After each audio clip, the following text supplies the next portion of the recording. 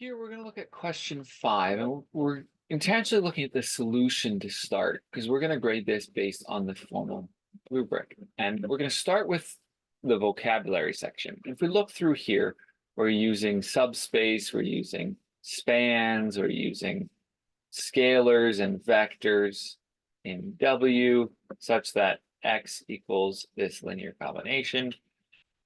And we're using your terminology appropriately. We're using sentences. Here we're missing a period. So that's being a little bit nitpicky. There is a period missing at the end there. But the terminology is used appropriately and in context. So the vocabulary, you'd be getting 2 marks. The style, there's full sentences being used, and it is kind of guiding the reader through the steps. I would give this a 2. Some graders might go toward the 1 because the guiding through the steps. Why are we doing the forward direction? Why are we doing the backward direction? What are those pieces?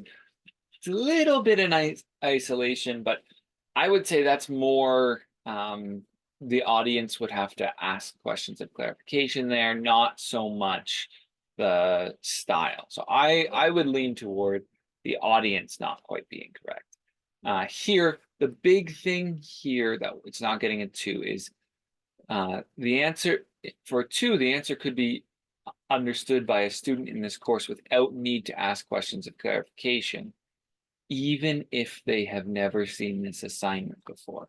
That's the statement where, because we didn't see what Q5 was, because we didn't know this was the question, there's a lot of, okay, what are we trying to prove here?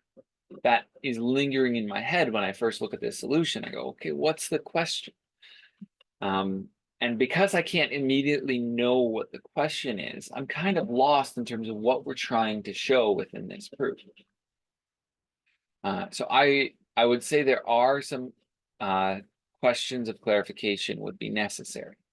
So it mostly somebody in this class should be able to understand what the proof is to this question, but they'd have to ask some questions of clarification to figure out what's the forward direction, what's the reverse direction. Well, what are we given?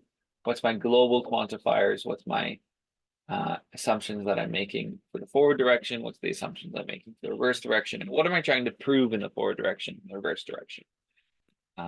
Because I'm kind of leaning in my seat here, trying to figure that what that is, that's where we lose a mark here.